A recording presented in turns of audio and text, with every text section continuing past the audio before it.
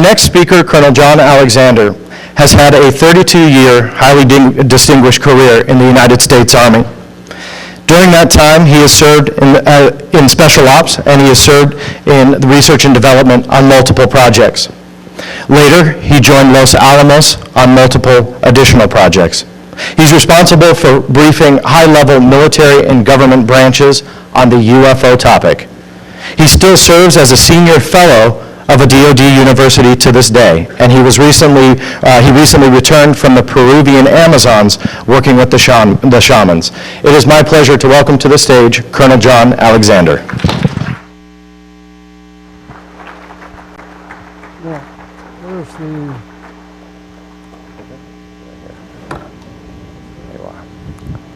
Whoa, blinding. Pleasure to be here. We're going to be flying quite a bit. We do this, I do have a new book out, and I believe there's UFOs for people with common sense, because most of my sources can, in fact, be checked. So this was not the first time I met Sterling Musgrave. Actually, we ended up being inducted at Aviation Week in 1993. We were laureates. This was at the Air and Space Museum. One of the things that's interesting about this, they later had Aviation Week has a Hall of Fame there, and got involved in that. And to give you some perspective as to how folks think of this, despite the fact that I know these people, I've been trying to get Aviation Week to even do a paragraph or a book report or something, and they won't even touch the subject. I did notice that there was a brochure that came out, the MUFON thing was on the web, and said we're going to talk about the potentially dire reaction of impact of reality of UFOs or contact. Answer is there wouldn't be any, so I guess I would end the talk. But we'll go on to some other things. One of the things I say, if you want to get involved in the fields of phenomenology, there are three things that you better have. One is a sense of humor, because you are going to be attacked, and probably viciously. The second is a day job, or be independently wealthy, because there's not a lot of people who are making a huge amount of money doing these sorts of things. And finally, you need to understand conspiracy theory, because either you believe there's a cover-up, or if you say there's not, then you're part of the cover-up. No way to go. Back in Scottsdale, when we had the conference there, Richard Dolan put out a thing, and we're scaring people when we had the new boogeyman, and he quoted me to Hannibal. And so Hannibal came over and scared folks and whatnot. I said, well, you know, since Hannibal is considered the greatest military strategist to come out of Europe, I don't know, bad, I'll take it. To begin with, you know, is there intelligent life out there? I say, beyond a shadow of a doubt, or beyond all reasonable doubt. If you do the math, says there are planets out there. And I would say, except in Florida, where there's no reasonable doubt. The big issue, what I started is, what is kind of the spectrum of beliefs? I understand we've got at least one of the guys, who's in the crowd right now, was down in the skeptic debunker stage. Most of the people we go through, UFOs exist out there, and about 70% of the population would believe that. Then you get into, did we have crashes of the reproduction vehicle? And finally, aliens are walking among us. And one of the problems that I have is a lot of the UFO crowd are really functioning down here, and we're dealing with ET. One of the problems that I see when we're talking about, contact, if you will, and more people in contact, I think we're talking about sentient beings, face-to-face, that sort of thing. But the problem is reality, and what I did is I compared the visual spectrum to all of light. That's a very famous chart. And the point is that the visual spectrum and the electromagnetic spectrum really very, very tiny. And so the similar things are true, and I'm going to go through a matrix that talks about things that are small and far away, all through catastrophic kinds of impact. And I've done a matrix. But the point is that the basic contact scenario, where you're walking up and shaking hands or exchanging kisses or whatever, really a very, very tiny subset, although it does make great for Hollywood fodder. Now, we're talking about disclosure. This is one where disclosure itself has morphed. But one of the questions on here was, have we disclosed UFOs? And my point is that this is not the greatest story ever told. In fact, disclosure has happened. Now, Stan wants to take me to task on this, and we're not quite sure that Truman ever actually made this statement. But the point is, according to the sources, it said on 4 April 1950, the President of the United States got up and had a press conference and said, UFOs are real and they're not from this planet. It's kind of interesting because the scenario then goes on that says, major changes happened. But if you go to the headlines for 5 April 1950, there's nothing about UFOs. It's about spy trials that were ongoing. So disclosure has happened. There were the reports. You saw the Twining report. Many of you are familiar with that. If they're saying, this is real. It was secret, classified at the time, later declassified. Reagan saw UFOs, actually chased them in his plane and followed them. Gorbachev, not only American presidents, but Gorbachev came out and said, this is a real phenomena and needs to be taken seriously. Lord Norton from the Chief of Defense in the UK, again, this is a real phenomenon, needs to be taken seriously.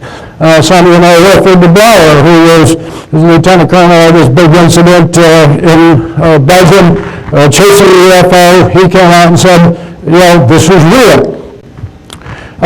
This one is kind of interesting, George Knapp, with General Meltzoff. Meltzoff came in and said, UFOs are real, they're flying around, that's okay. And what makes that so significant is that his predecessor was fired when a young German by the name of Rust flew in and landed a Cessna near Red Square. So on one hand, you got a guy who was fired publicly for landing a Cessna, and another one saying, we got stuff flying around, we can't do anything about it, and that's okay. And Trekioff, his boss, confirms the same thing. Just like the Duke of Edinburgh talking about them. Then in other fields, Hans Ulbricht, father of space travel, saying flying saucers are out there. The Vatican, the famous one by Monsignor Balducci saying UFOs are out there, definitely a possibility. So my point is that we got all of these folks telling you that UFOs are real, and yet we have this clamor for disclosure. And they say, well, how many times do you have to be told that that this is real before people say, you really have told us that it's real. Now, you also promised us that when this happened, dire things, Mad Max was going to take over the world. So you have the countries that have now gone forward, and all of these countries have released their reports. And the U.S. is among them. I give you a place to go look for them. But many, many countries have now come forward, particularly in the last few years, releasing their UFO reports. And what happened? Now, it wasn't this. And what you promised me, again, dire consequences, society would be totally disrupted. This actually happened because some guy wrote a cartoon. So this is more the global response to UFOs. Another thing that the crowd keeps saying is this is a paradigm shift. This changes everything. And my notion is confirmation of what you already believe does not constitute a paradigm shift. UFOs are real, and Victoria likes to ask, does this mean I have to go to school? The answer is, yeah, you got to go to school. Now, the other people talk about the others coming in here, particularly Paul Harris, and we have the friendly ETs that are out there. My notion is, if ET is out there and dealing with us, he rode in with the 4 horsemen of the apocalypse. It is certainly not for our benefit. If you look at what's been going on, the wars that are going on around the world, you don't see any friendly ETs interceding on anybody's behalf there. Same thing with poverty is epidemic and getting worse. Poverty in the world is increasing and increasing dramatically and kind of across the board. And you don't see ET helping in any of the areas of poverty. Food shortages are at, food prices at an all-time high. Food crops that follow headlines, what's going on in Somalia now, problems all over the world. Don't see ET stepping in and helping us there either. Next one is compared to what? And I get into trouble with a lot of people because I come down and say no big back programs out there anyplace. And the government ought to be involved. So I say, okay, compared to what should the government be involved? We've got a number of wars that are ongoing right now. I would argue the recession is not over. If you look at the recent stats, we've got problems economically. We have huge healthcare problems, and no, we don't have the best healthcare in the world. And again, the climate change is taking place. So what is it that you want our political leaders to do? How many people are going to say out there UFOs ought to be one of the key considerations? Now the bottom number, this is something I've been using for years. And that number, 14,551 billion, et cetera, is the U.S. debt today, as sometime today. Now, the bottom numbers are just spinning, it's moving so fast. Probably the only reason you're aware of it is because of the debt ceiling that's coming up and the vote that's taking place. But the point is, you say we're going to do studies on UFOs, be involved, say, okay, what is it? This is a zero-sum game. What do you not want them to do? Now, we also hear about the DOD is involved in this. So I'd like this one to put it in perspective. This is Sergeant Vogler. He was returning home from Iraq and Afghanistan on his 12th combat tour. Obviously, he was killed at that time. My point here is we have people now that have been in combat nearly twice as long as anybody was in World War II. Now, you want to tell me the DOD priority is something about UFOs? I'm sorry, it just doesn't fit. Now, let me talk about what I call a disclosure gradient. And it starts with things that are kind of small and far away. Comes down through confirmation of real events, high visibility events, kind of like day the earth stood still, and finally the hostile attack. Let me start with what happens. An event is something like a small signal, like the wow signal or a biological sample, something as distant as small. So what happens with the disclosure of this? Well, if you're lucky, you get 1 or 2 days news, you get a few articles in there. It's probably not headlines unless it's a really slow day. You'll have a few conferences that are out there, and maybe somebody will write up an article in Nature. So we're pretty sure of what that looks like. Now, this definitely happened. If you saw that on 2 December last year, NASA came out and said, wow, we found life out there. It's an arsenic-based system and whatnot. Now, it just so happens that the NASA budget was being debated in Congress and passed at the time. So that the fact that they found something really significant right there should tell you something. But understand, we're talking about microbes. I guess they're hiding the good stuff. Similar thing happened later this year, 5 March, another one came forward in that Marshall Space Center. And again, the kinds of things that NASA is talking about, unicellular life. Pretty damn significant though. If you're talking about life elsewhere in the universe and that, from a pure scientific perspective, these are important. Now, of course, the point is, we haven't done anything about trying to communicate with lower forms of life. That's an anthill there, and of course the white mice. So why is it we think that a vastly superior sentient beings out there would worry about contacting us? So the next one on the spectrum is what I call moderate impact. You get periodic sightings, you get photographs of various kinds. These are some that you know about. I understand I got Billy Meyer in there, but the point is you get pictures that come up, and how does that react? Well, you get some news, or you get conferences, like here at MUFON, of course. Larry King, back when he was doing his trade. And so you get a few programs on that. But basically, this is the status quo. We understand how this works, because this is what's been going on for decades. Now, suppose that you had a long duration, high visibility. damn thing does choose to land on the White House lawn or wherever. How would that be responsible? Well, I argue that the way to look at that is to look at what happened at 9/11. Pretty good. Here was a surprising event that happened that had major impact on how the world was going to react and be formed after that. So what happened? For the first few hours, cameras are on this full time, nonstop, they're breaking.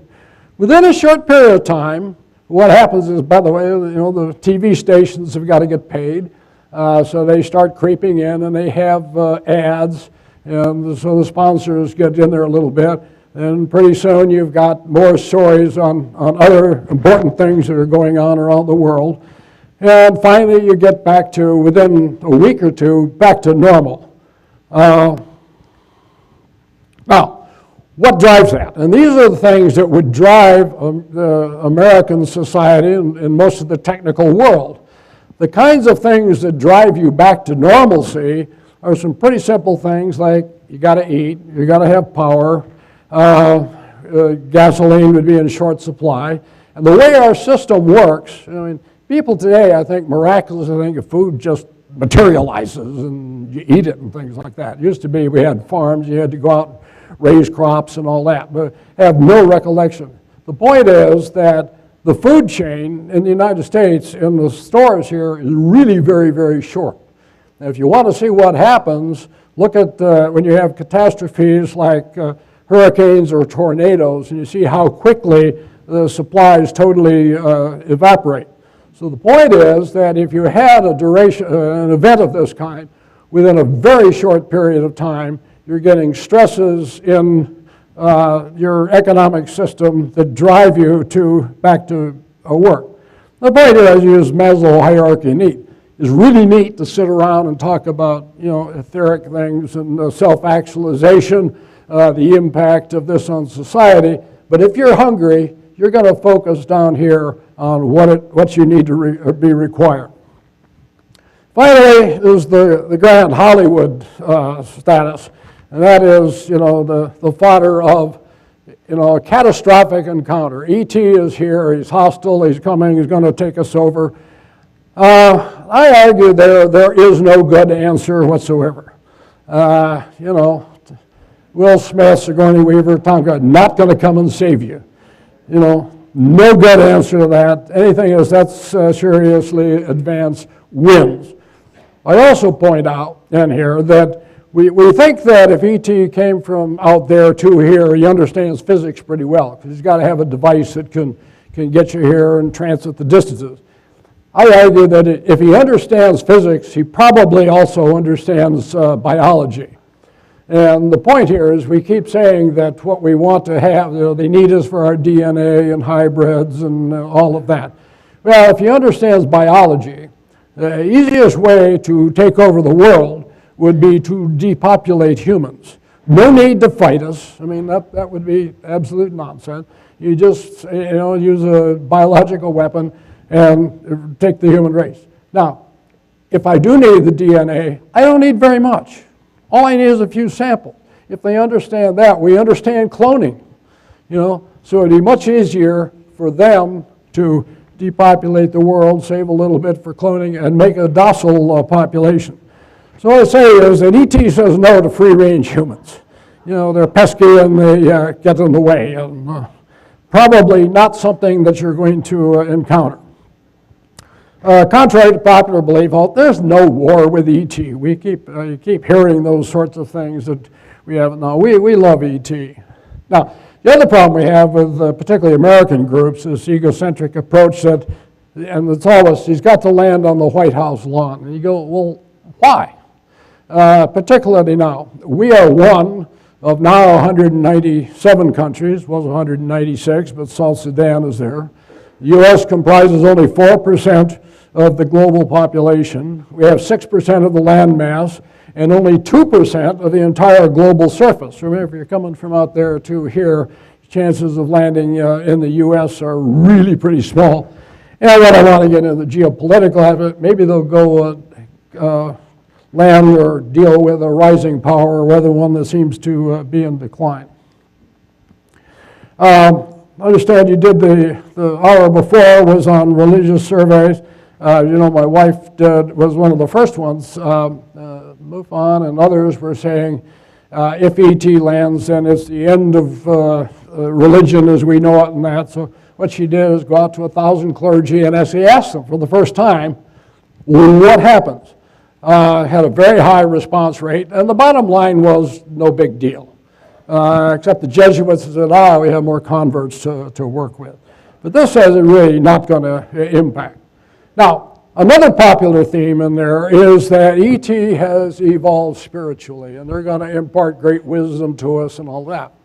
It's really interesting, but it's also counterintuitive, because what we have found as people have become more scientifically advanced, they also tend to become more secular and move away from religions per se. So there's no rational reason why you would expect that if ET came forward, he would have a more high spiritual evolution.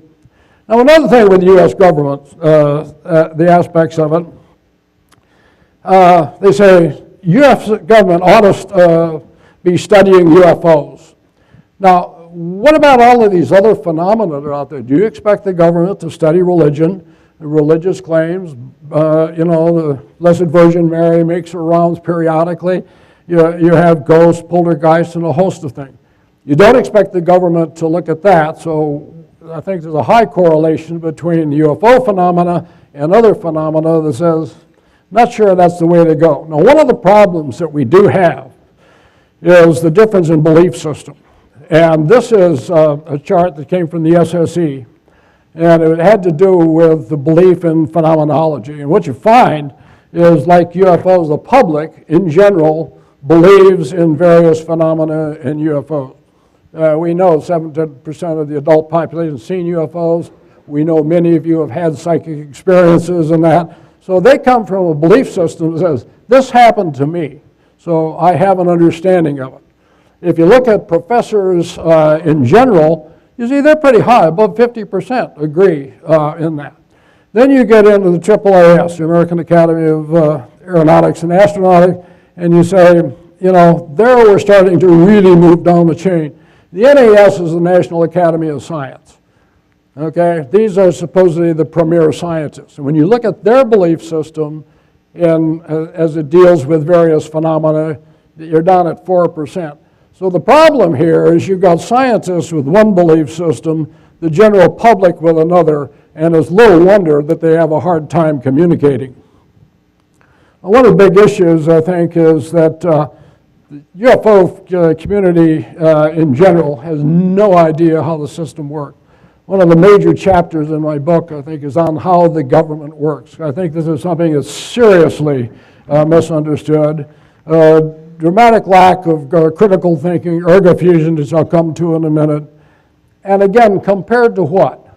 UFOs are interesting to most people, but they're not important. It's not like a life-changing event. Unlike, my guess is that in a crowd like this is a very highly self-select crowd that has an intense interest in the area.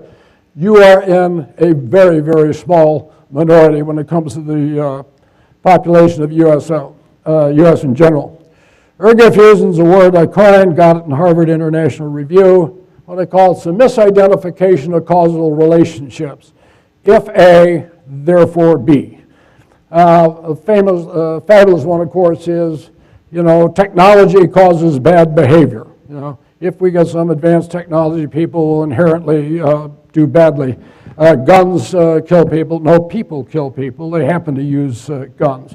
My work in the non-lethal field, I run this all the time, but people, in fact, it was here in Southern California, we had headlines that were saying they were going to use OC, pepper spray, if you will, just like the Nazi Cyclone B. No, there's a huge difference between pepper spray and Cyclone B. But you see these huge relations that we go. Now here are some of the ergofusion that I think take place in the UFO field. If UFOs, therefore you have the halcyon fields, that they've overcome everything. If the White House asks a question, therefore we have a spy program. Bolander memo. I saw that come up today. That's one that said at the end of the Blue Book, it said you still report using the regular channels. And also they point to the JANUP 146, which says you got to report. It does not say you have to report UFOs. What it says is you must report threats. And the point here is that there's an interest in threats, not in UFOs per se. Woolsey, I'll come to him at it, but you have an individual request from Jim Woolsey, who was the DCI. Does not indicate that you have an institutional responsibility. One of the things that we see a lot of at these documents, saw them this morning again, documents from the 1950s that are highly classified and say, if that's true, therefore we have a secret program today. Not true. The CIA's role was looking at, you can find this guy, but a historian from National Reconnaissance Organization did the study. And what happened is, guys, some of you probably know, John Peterson went and knew personally Jim Woolsey, who was then the director of CIA, and said, you know, what have you got? So he sent out a memo that said, okay, what's going on in the field? And basically it came back and said, they haven't got very much to report. One of the most interesting ones, there was a caveat, a footnote, literally, that said, in one memorandum, it said the CIA is reportedly a member of an incident response team to investigate UFO landings. By the way, they've never met. So what it says is you had some bright, innovative guy said, yeah, we ought to have a contingency plan. But when you say they haven't met, that says a lot about the relative priority. And like Haynes writes, it is like the JFK assassination, this is not going to go away. The lessons for ufologists is you really need, Occam's razor or cutting the Gordian knot. Get straight. Just keep it short and simple. Now, as I've said repeatedly, there have been reports of humans dealing with sentient, non-human beings for about as long as there have been recorded history. Adding UFOs to that as a piece of that mythology is really relatively new. But the fact is that we have been reporting these things in many areas. You go back from cave art, shows people out of body and having meetings, the Sanskrit, South American, almost every place around the world has myths or stories about interactions between humans and non-humans. And yet now we're talking of the UFO aspect, abductions, as if it's something unique. I'll argue that it's really not. And again, is the government responsible for investigating things that are part of your religious belief system? As you know, as a secular state, we specifically separate church and state. And it's not a big stretch to put UFOs into one of those categories. One of the things I did do recently, I was looking at, why is it that we think about these cases the way we do? Many of you know Richard Haynes, and Dick has, like 3,000 pilot cases. Now, the important thing about the pilot cases is not all of those were when the pilots were flying. They were just reported by pilots. Many of them saw them at other times. But, so I asked him about it, and I said, well, how many cases do you get a year with flying? And I said, well, it's about 5 to 7, somewhere in there is about the right number. I said, okay, well, let me guess that maybe 1% of the incidents are reported. So that would give me 700 cases in there. So I did some extrapolation, and I found out that in the U.S. alone, although the global reports come from all over the world, we have 17.5 billion flying hours. Pilots up there, 17.5. So if you do the extrapolation on that, the probability of a sighting during any hour is 0.00004. In other words, these are in fact very rare occurrences. And yet when you talk about 3,000 cases, it sounds like a lot.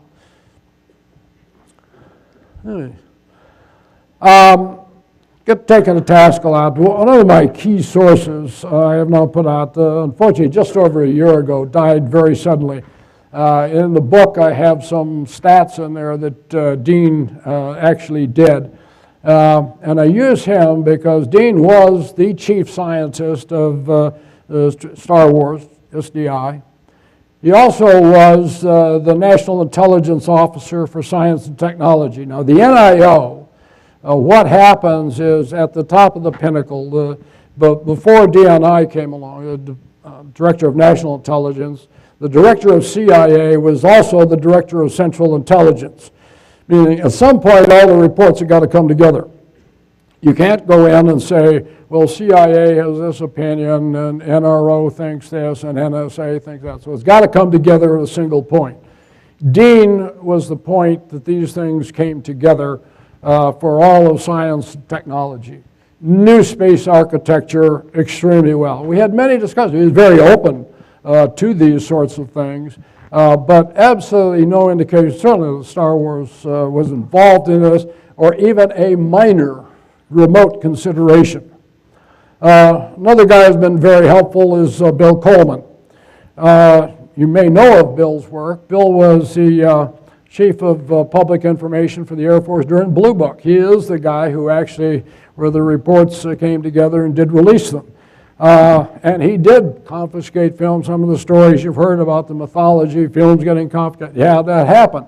And he can explain most of those, including ones with Gordon Cooper. What was interesting is when Bill took the job, he said he had to be interviewed by the Secretary of the Air Force, and one of the things he said is, you know, I am not unbiased. And he had had his own experience that he writes in considerable detail in there. Again, in this case, he's flying, chasing a UFO down on the ground. It started, they saw it at 5,000 feet above them, drops down, going across plowed fields at such a low level, he said you can see the contrails of dust coming up. As you can see the UFO, and he's driven, then all of a sudden zipping, it's back up. Dramatic sighting. I've been encouraging him. He's obviously getting up there. He says he has 100 and some cases that were high strangeness, high credibility. And I keep encouraging him to write those up. Time to get it out. I do take on the extraterrestrial hypothesis as it's just too simple. Little gray guys from Zeta Reticuli or wherever, pick your thing, coming here just doesn't answer all of the observations. May answer a few of them. But if I believe all of the different kinds of beings that are out there, I mean, we've got to be on the interstellar star map of places to vacation or something. And of course, you got the problems of time and distance. Apollo is, I think, a problem. And Americans today, I think, have forgotten Apollo in general. Apollo was about far more than going to the moon. Apollo was about establishing Americans' technological dominance in the world. Huge amount of money. I'll show you the actual budgets that were in there before. Nothing left to chance. I've known a number of the Apollo astronauts. I've sat on boards with two of these guys, and we've talked about in detail. I must say that Ed Mitchell and I do agree to disagree. We're friends. I respect his opinion, but he will tell you that nothing in the Apollo program or NASA ever related to ET. He happens to believe in the Roswell case. I don't.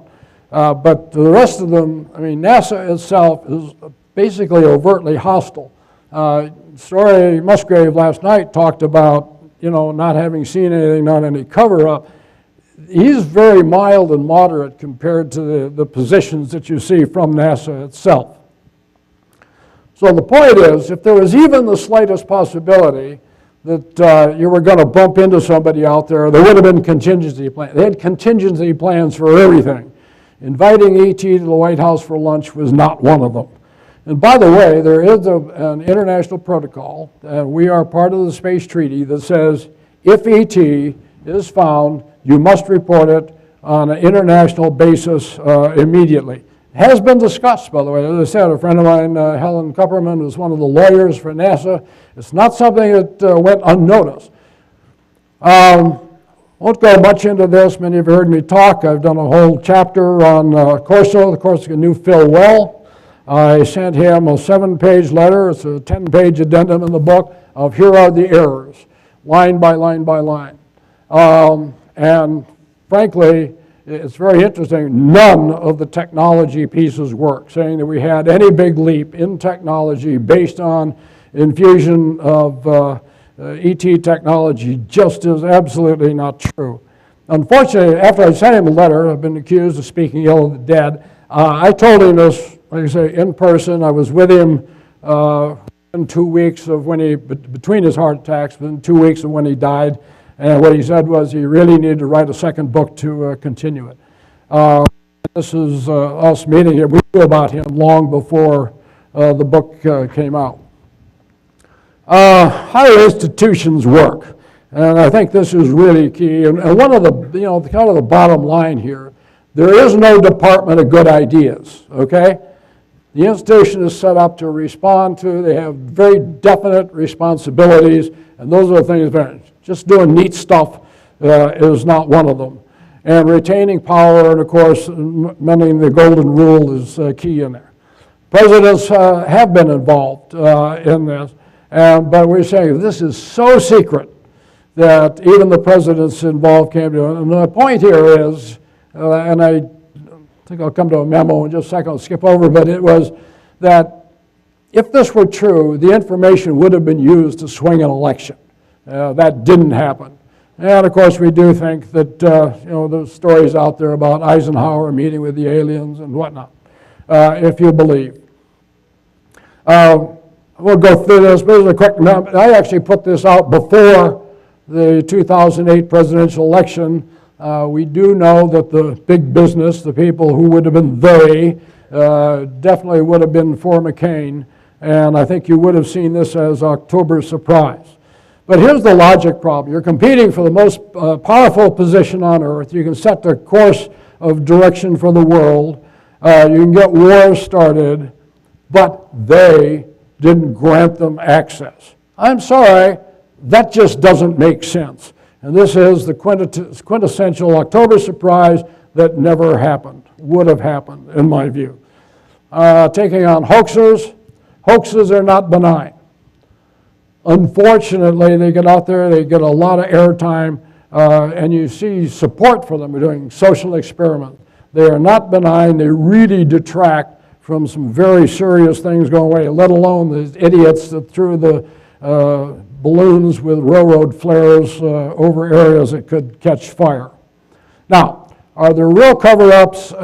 Yeah, there have some, but you got to distinguish between cover-ups, lack of knowledge, and just plain stupidity. If some of you were at the Scottsdale conference where we had a debate that went very interesting, and I was taken to task on the one of them that had to do with the Glomar Explorer. The point is that there are various things that have been covered up for some period of time. The lesson is they all get discovered. MJ-12, and yes, I went back and looked at this stand. Cooper has taken back, and he was supposedly the author of it. I was whispered to by a guy who said MJ-12 was real, has absolutely nothing to do with UFOs, and this was the right list of people, and said maybe you can figure out from who it is. This, of course, has taken on a life of its own. There's movies and books and all of those sorts of things. But I looked at MJ-12 and the MAJESTIC Gold documents. Let's compare that to Watergate, if you will. What happened with Watergate? You had Mark Felt, who was a known source. He had direct contact. They knew who he was. He was vetted. They went to one of the most powerful papers in the world. He had young reporters, but they had national reputation. The newspaper had massive resources behind it and could put it out. And eventually the people were held responsible and did hard jail time. On the other hand, we got some stuff put in a mailbox someplace from an anonymous source who is yet to be identified to relatively unknown people who have no resources whatsoever to go out and do any vetting of them, they hold they are responsible. We haven't heard that out. So the conspiracy theorists, abound on this, and acts it would be treason. My point is, okay, this is why I say as UFOs, people comment, you're the guy that's got a secret, or gals, I'll use that generic free, but you have a super secret that you want to get out. Which way are you going to go about it? Sending it through some anonymous source in a mailbox and hoping it goes on? Does not make sense. Who are they? Yeah, just about everybody. Said, yep, we've had these government secrets. You remember that there you saw Danny Shim was supposed to be moderating, but chose to take me on. The whole notion on Glomar Explorers that we've bamboozled is just absolutely not true. But these are things that were secret that eventually became unknown. And they weren't, none of them were dropped in the mailbox. It is a myth, and we heard it again this morning. This notion of we have special access programs that are unknowledge, huge budgets with no oversight is nonsense. Anybody who's been inside the system, are there black budgets program? Absolutely. But there is not only oversight, there is tremendous fighting over resources. This is a zero-sum game. So you're constantly fighting over resources. Anybody who says that there's just huge amounts of money out there just doesn't know how the system works. Now, some of the people suggested Kelly Johnson was the first president of the Skunk Works. He had a UFO sighting. And what they say is that, it was from that he developed the SR-71. Well, on one side there, you see the drawings that he made of the UFO, and the other is the SA-71. You can tell me whether you think there's any correlation. No, there are not any huge black space programs or moved someplace else. Again, this morning, let's not confuse intelligence satellites and communication systems that are out there. Digital age is huge, but there's no huge black space program. Apollo ended, as you know, within the last week. We've seen the shuttle end. Look at the budget. When we were doing Apollo, you had, in 1964, 4.41% of the federal budget. Okay? Now, NASA is at 0.6% and declining. What's really happening at this point is we're seeing a transition from government sector to the civilian sector. That one picture in there is that's Spaceship One. A friend of mine, Burt Rutan, put that into space. The other one, Bob Bigelow, a guy that I worked with, has inflatable technology that's put out there. What these guys are doing, Burt, when he put up Spaceship One, he built the spaceship, he built 2 rocket engines, different designs. He built the White Knight, which was the plane that took it off, the refueling, the communications and all of that, and did the entire thing for under $25 million, okay? NASA couldn't do the paperwork for $25 million, and yet he did that. With Bob, I was just with him. I had access to some of his numbers.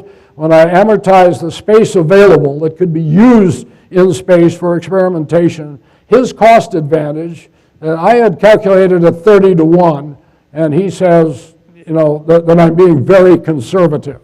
So the point is we're about to see a change, but in the international arena, you can say goodbye because I think China is going to take that over, and they're going to the moon and to Mars.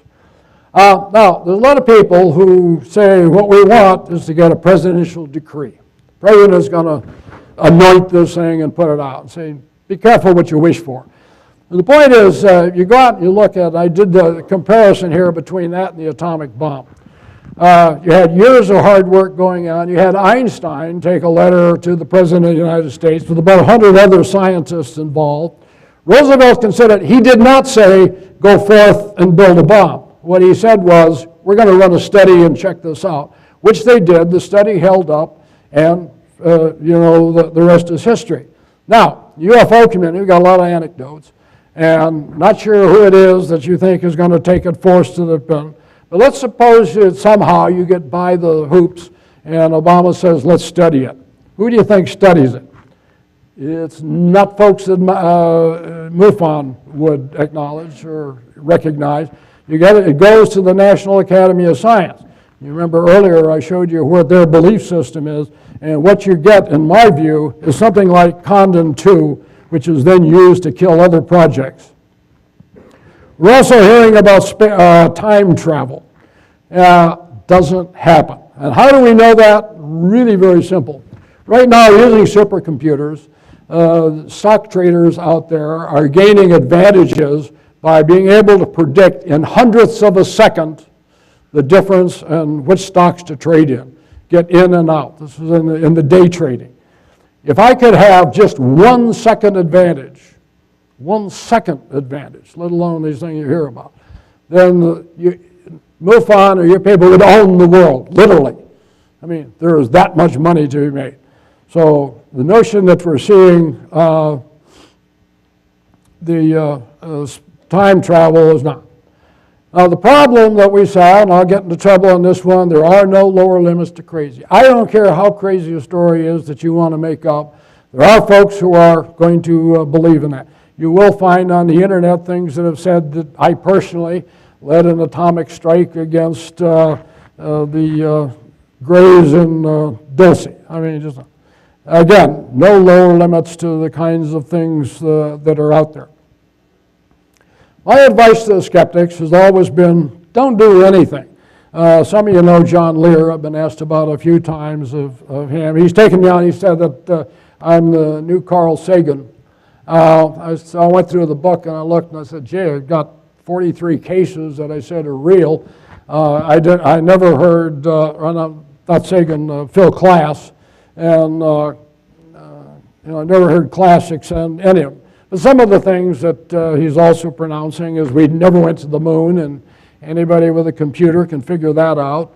That we have submarine bases hundreds of miles away. The Pacific Ocean goes all the way under where we live and whatnot. Yeah, and the problem is when the skeptics get a hold of these kinds of stories, the thing that they report on is they say, look at how crazy this gets. Therefore, all of these folks are crazy, which is not true. But unfortunately, the community is certainly attacks itself on a regular basis. And of course, this is one of the best sellers. Now, I do get calls periodically, and in fact, I had some emails. I don't know, the person may be here from this general area, that said if I would just call the folks off, that she would not report the attacks that were taking place because she'd been adapted. If you believe you have been attacked, report it, okay? I encourage you to report it. Now, the one of the ways the FBI does involve they deal with public corruption, domestic terrorism, civil rights, and violent crimes. So some of the things that are being described here would be federal crimes. What you do is you go to that website that's up there that will tell you where your local field office is and do a report to them. You know, don't hold back. I encourage that the attacks should not be unreported. Another issue that comes up is this, the secrecy policy. Oh, they say, if I say this, terrible things are going to happen. Bob Hastings wrote a book called Nukes and UFOs, really pretty good. I was amazed at how many sources he had in the book by name reporting out. What I can tell you, to the best of my knowledge, nobody has ever been sanctioned for reporting out on UFO data. That is a myth. And if you have adverse action, again, this is one, come and see me, I'll help you with it.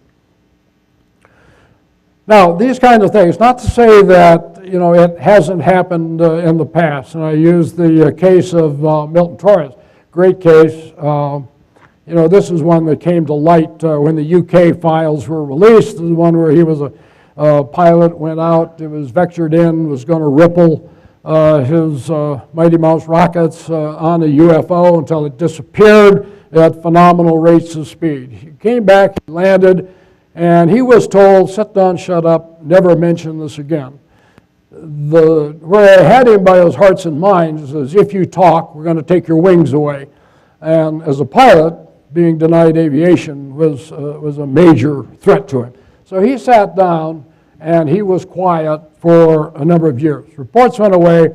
About 4 or 5 years ago, the UK was releasing reports. Nick Pope was going through there, Mary saw a light in the sky and her cat was scared and that. And the pilot was going to shoot down a UFO. He goes, what? And he goes through there and he checked it. So he called Torres and he said, you got 1 day warning before you're going to become known all over the world as a pilot who had interacted with UFOs. The point here is this guy paid a tremendous price. I've heard him talk several times. And when he does, invariably he breaks into tears. And the stress that came from was from repressing and having this knowledge. He said he always wanted to tell his father that he had seen the UFO and seen life on the outside. And his father had since died, and he died without being able to tell him. So these things do have impact. My point is, I think what happens out there is that there are people who are heavy-handed, but most of the intelligence services are like, frankly, not a lot different from many of the people here. They've heard the rumors, and it's easier to tell you just sit down and be quiet, don't talk to anybody, than it is to try and figure it out. Unfortunately, it's not the way it should be, but it is. And I think most of it are low-level counterintelligence guys winging it, frankly. What's the solution to this? This one has changed. This is a no-cost solution. And what I would argue that General Petraeus, who's just taken over CIA, Clapper at DNI or Panetta at SecDef, what they could do is wave a wand and put out a statement that says, only else in Frio. Anybody wants to talk can do that. Now, I don't think for a minute they're going to do that because it's just not on their radar as something to really worry about.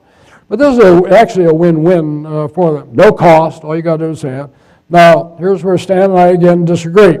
When they were doing the Blue Book reports, Air Force, she waved a wand and said, anybody who has information about Roswell can in fact talk. He will argue the letter was more restrictive than that. My source are the National Archives. You can go in the National Archives and it will tell you Sheila Widenall said anybody who had information on Roswell is free to talk.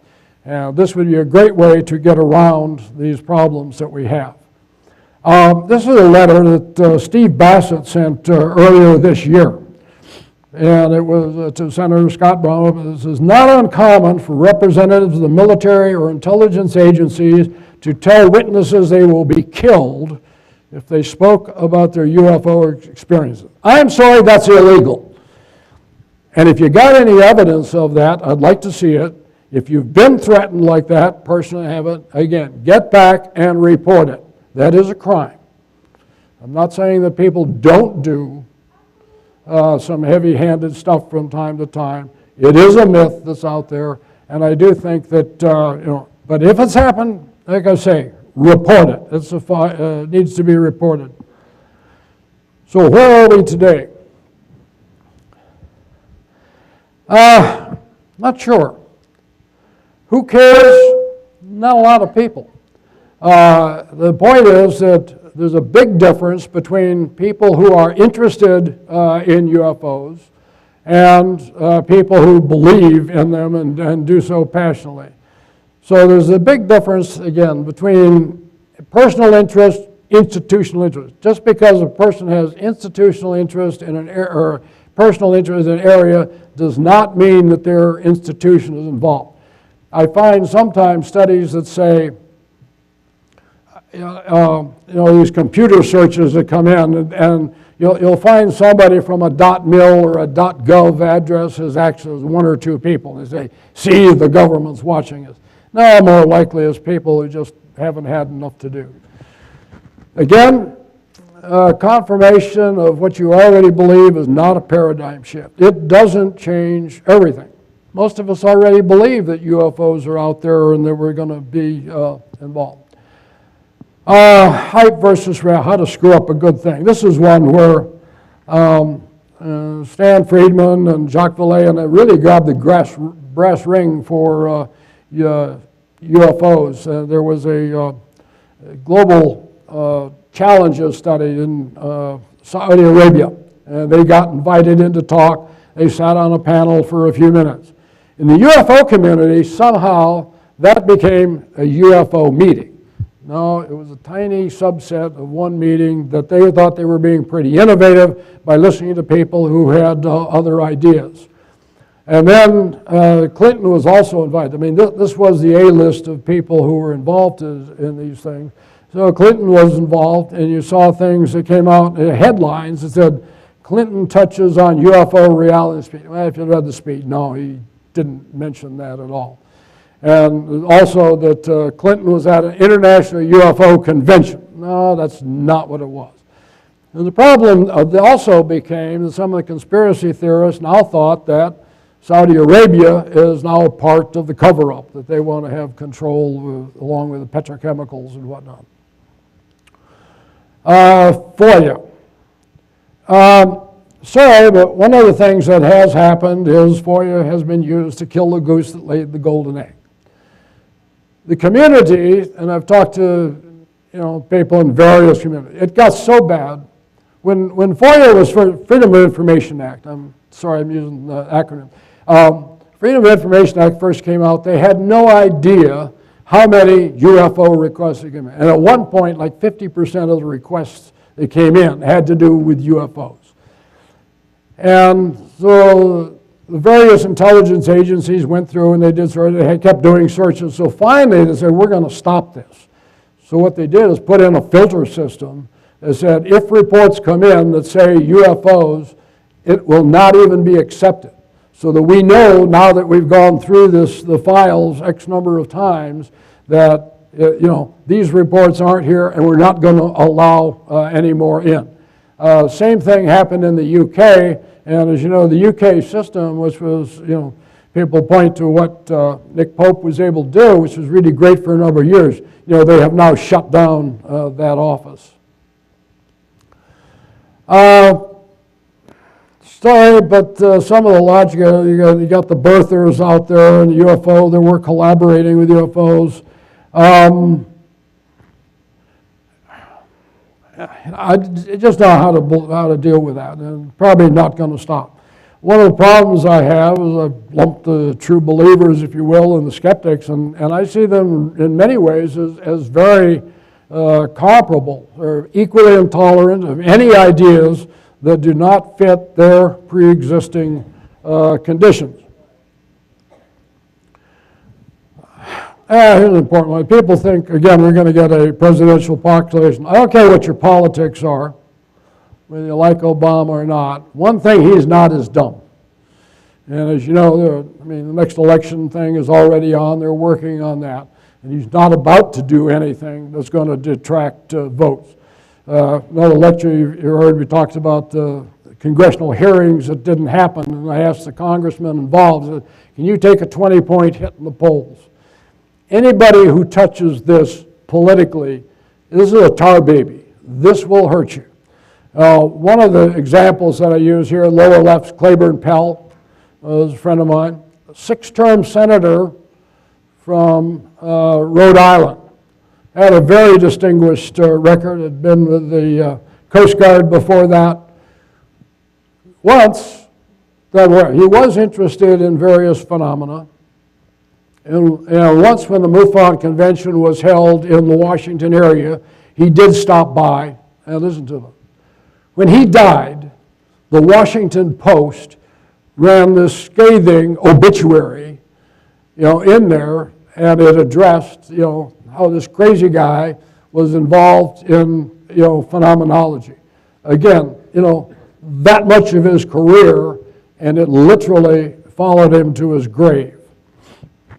The other, of course, is Dennis Kucinich, and I think you've seen that. Kucinich, again, I'm not interested in the politics here, but he asked a very reasonable question.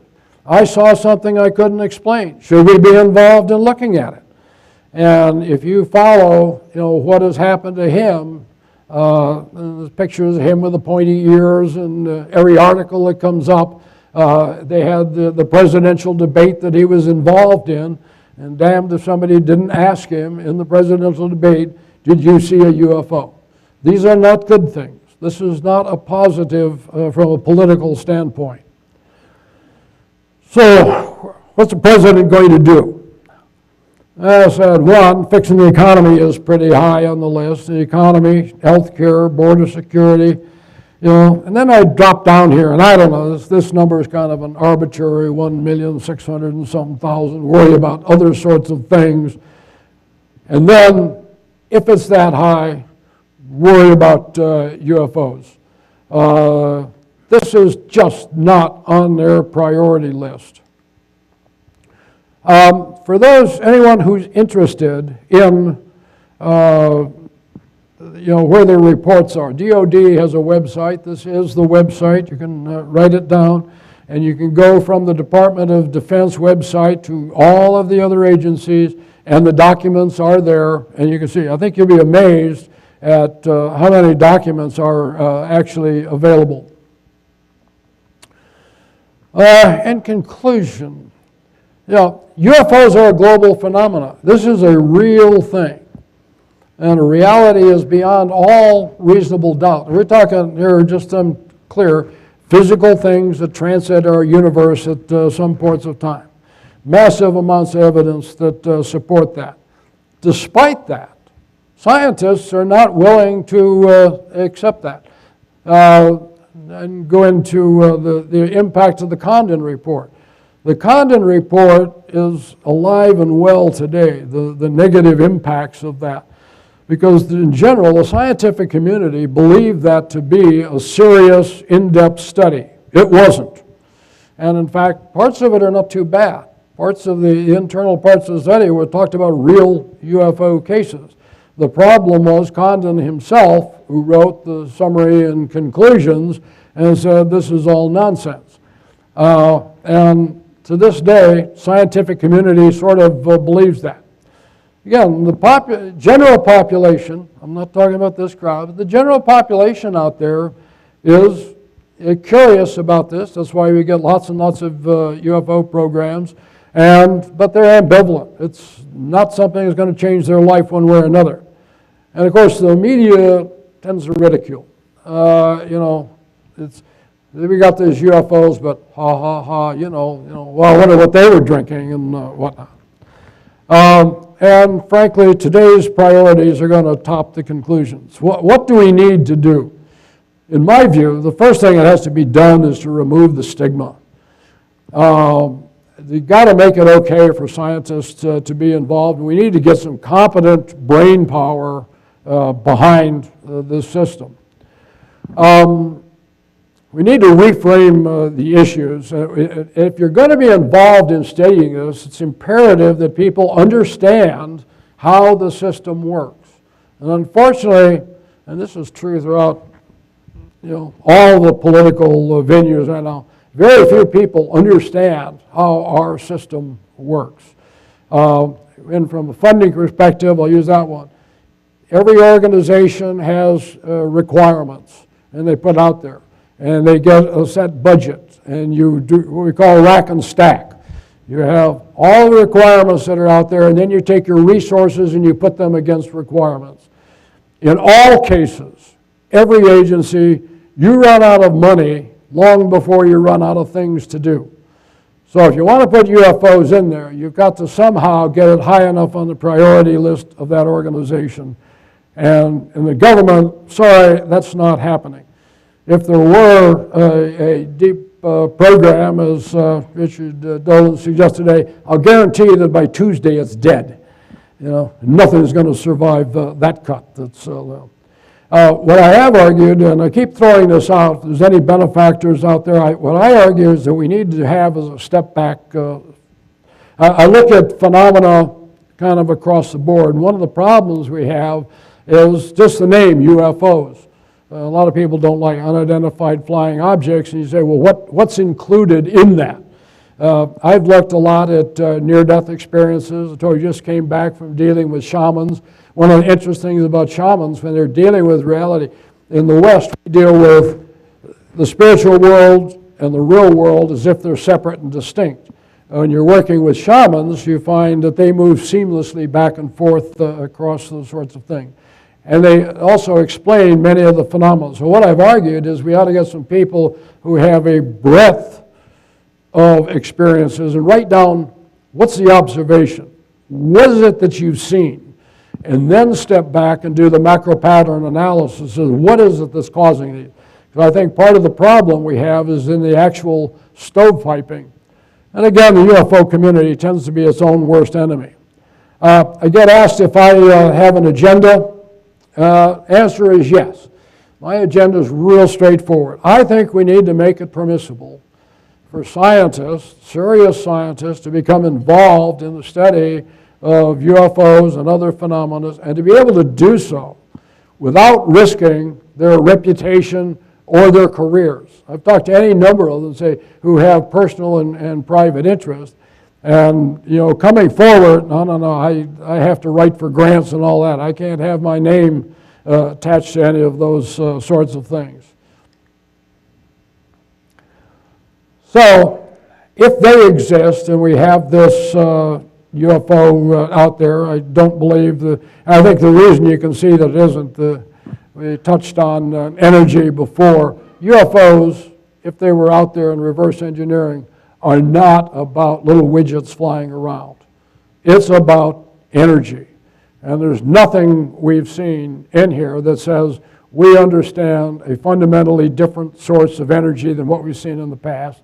And if you did, if I had a system that was available today, that I could get a pound of something and you get 1,000 miles in your car or whatever, would do you no good.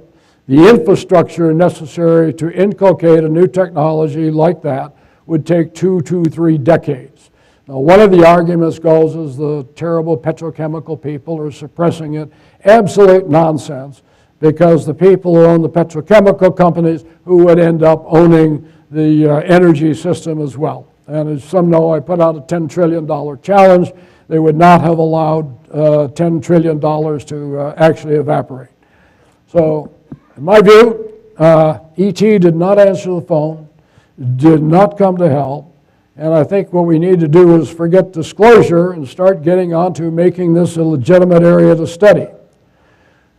The final words in my book are simply this, is at the end it is clear that the universe is far more complex than we ever imagined. We are not close to solving the enigmas posed by UFOs. Rather, we are still on the front end of defining them, what the fundamental issues and board. In other words, we had this in the press conference, let's not worry about the answers. We're not at the point of asking the right questions yet.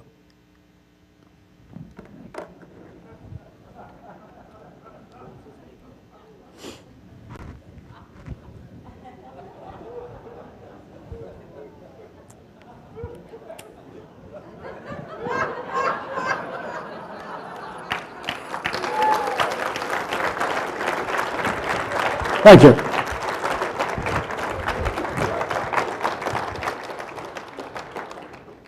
By the way, this is my website. The vast majority of what I write it has nothing to do with this field, but if you want to get it, my government pubs are available there and all that.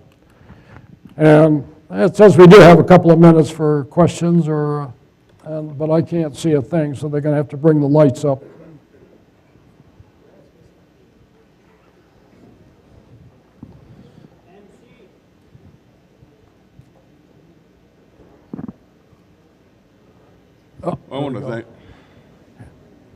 I understand. I want to thank you for a very entertaining presentation.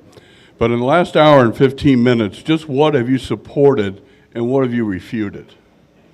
I've gotten some of everything all over the place. So could you succinctly give me a summary of that? A, UFOs are real. It's a real phenomenon. They are hard craft. Well, you don't need to sell the choir on that.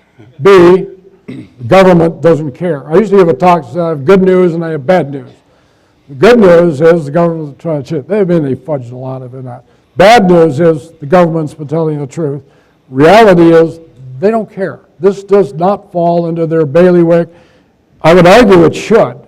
Some of you know we were working on having congressional hearings, and what we would have done is focus on two things: national defense issues and aviation safety. So I think that they're the... I would think most Yeah, of we us... gotta have a conversation. We got some guys behind you there. I think most of us would take exception to the government not caring.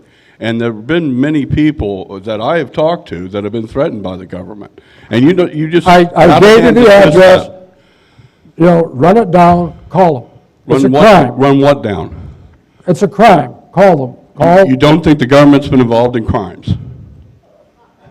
Okay, thank you. That's a different issue. Call and report it. Hi, thanks for speaking today. There's a lot of things UFO people interested in the UFO subject can be wary of, but you know I take issue with some of your comments, such as the Pentagon You gotta being very come up careful. some, and I'm behind the speakers. So. Let's say, how about Rumsfeld in September 10, 2001? He had to explain what happened to $2.3 trillion. That's what he had to do in front of Congress. And you're saying the Pentagon is so fiscally correct with their dough. I don't believe that for a second. They're taking, 52 cents out of every dollar. And you know that there's documented cases of, $12,000 hammers and things of that nature. So where is that money going to? Why are we not to believe that there are black projects? Yeah. And if not, why shouldn't black projects exist? Because if you're playing poker with the rest of the world, you're not going to show your hand. Yeah. You're not going to even say that we have an F-117 or anything like that. You're not going to say anything like that. You're going to rely on the UFO. Yeah. So it's perfect There's a cover. few people Plus here anti-gravity. who- You have T. Townsend Brown. You don't even mention T. Townsend Brown, and it's an actual fact that anti-gravity exists based on T. Townsend Brown's research. Even a guy named Boyd Bushman, a guy who used to work for Northrop, he demonstrated that anti-gravity works by putting a couple neodymiums in an equally balanced thing and throwing it off a balcony, and it would always come down later than the other weight. Yeah. I mean, okay, so basically, if you want to reframe the argument, you're contradictory in your presentation. We don't understand what you're saying. You're saying UFOs require more investigation, yet you're saying 0.00004 are reported by the aviation folks. Well, as Stanton Friedman would say, all it takes is one. You know what I'm saying? So if it takes one, where's your argument? You're this way and that way in your argument. How am I supposed to the follow you? argument's straightforward. Find out how the government works. Is there money missing? Absolutely. We got some wars going on. You start looking at the priority list. Sorry, UFOs don't make the cut. That's where it is. Be willing to discuss it. By the way, I understand I'm going to be burned at the stake tonight, so y'all will be evening entertainment. Okay, thank you. All right.